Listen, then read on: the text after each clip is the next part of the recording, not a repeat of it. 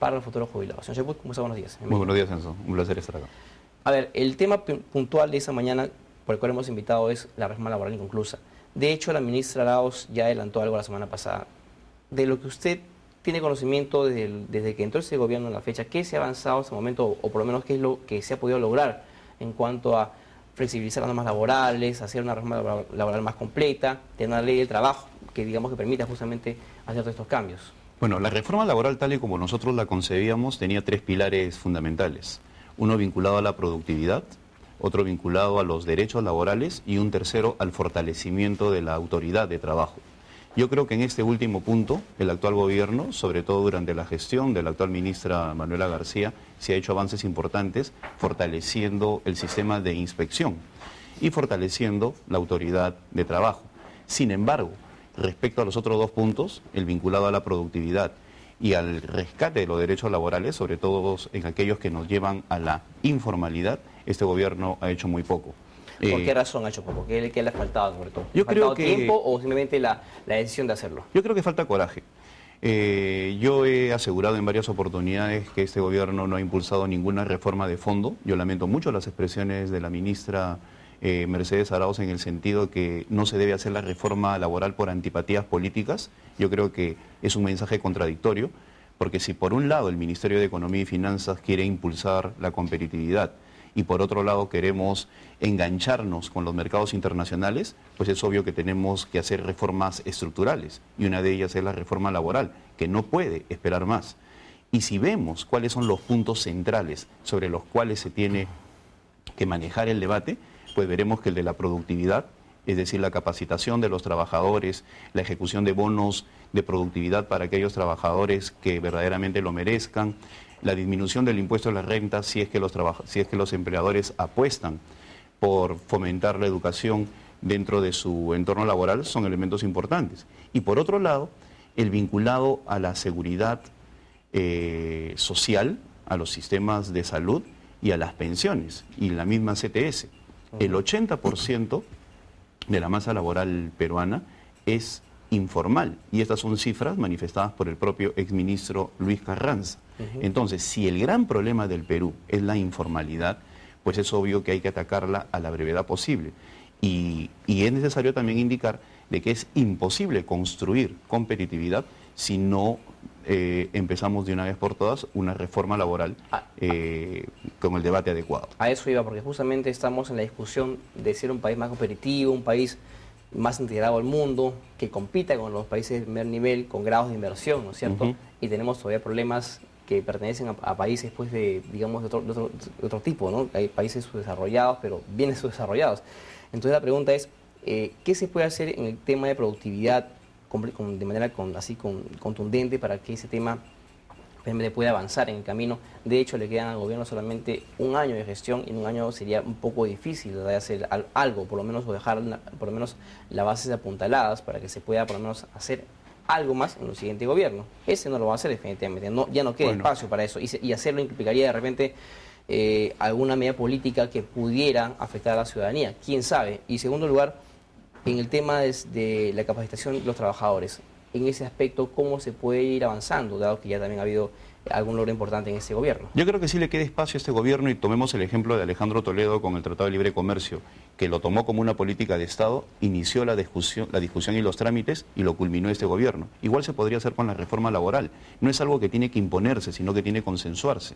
Y para eso hay elementos como el Consejo Nacional del Trabajo y el papel que puede jugar la actual ministra de Trabajo, que hasta el momento no ha dicho nada en el debate, seguramente por cuestiones estratégicas. Y en materia de productividad, yo creo que el gran problema de nuestro país va por el lado del capital humano, que tiene que ver con la capacitación de nuestros trabajadores, que si lo comparamos con el resto de América Latina, están dentro de los niveles más bajos en cuanto a inversión del empleador en su trabajador.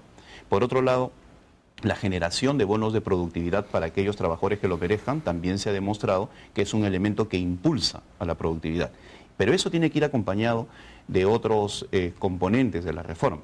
El cómo incorporamos a esa masa informal a los sistemas de seguridad social, a salud y a pensiones específicamente. La gran mayoría de jóvenes que nos están viendo no van a tener pensiones ni van a tener servicios de salud. Y eso es una bomba de tiempo para el futuro que es necesario enfrentar desde ahora. La forma como se tiene que hacer, obviamente, es a través del Consejo Nacional del Trabajo, a partir del Congreso y de la discusión pública para lograr de esta manera los mejores resultados.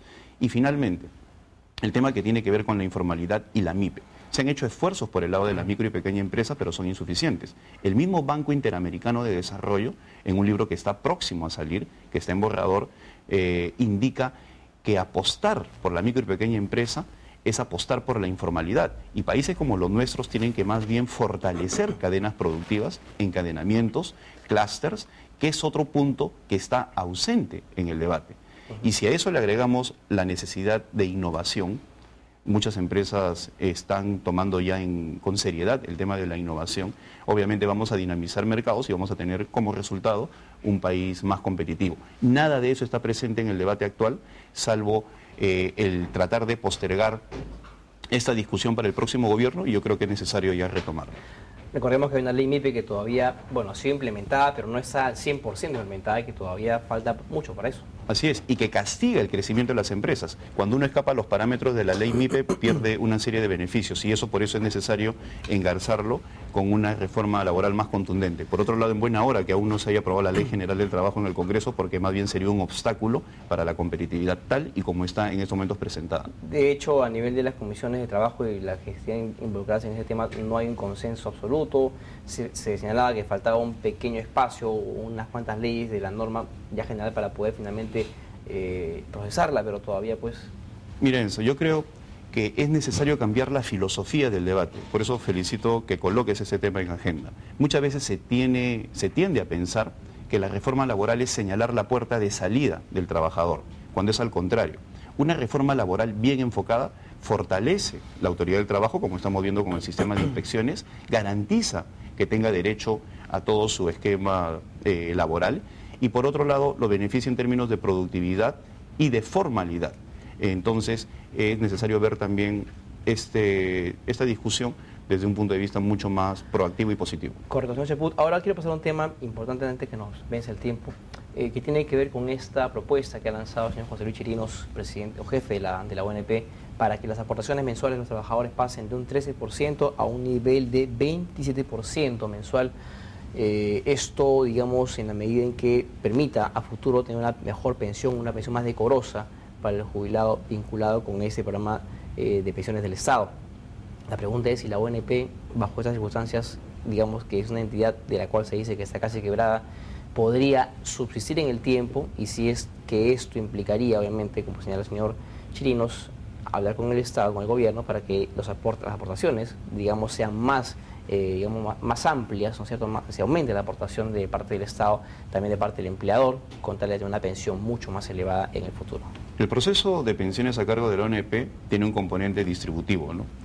Se descuenta a los trabajadores, va a un fondo y luego se reparte entre la masa pensionista. Incrementar a 27%, tal como él ha manifestado en un medio local, pues simplemente sería incrementar los costos laborales. Si bien es cierto que es necesario subir las pensiones, en este caso a personas que ganan 300, 400, menos el sueldo mínimo vital, hay que buscar otros elementos más creativos. Uno de ellos son los costos de la misma ONP. Hay muchos procesos tercerizados que se podría buscar economías de escala con los sistemas, por ejemplo, que maneja el mismo instituto, el mismo eSalud.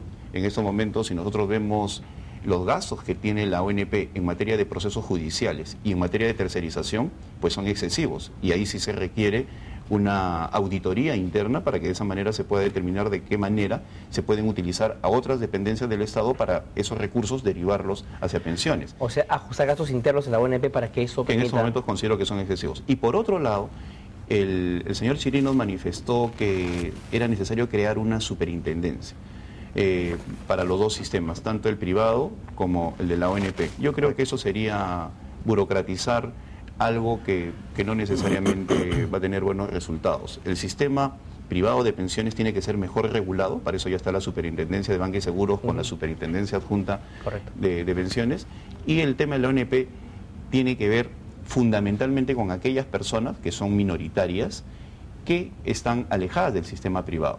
Yo creo que hay mecanismos dentro del Estado, sin generar sobrecostos laborales, que pueden garantizar una mejor pensión sin necesidad de incurrir en castigar aún más al trabajador. Porque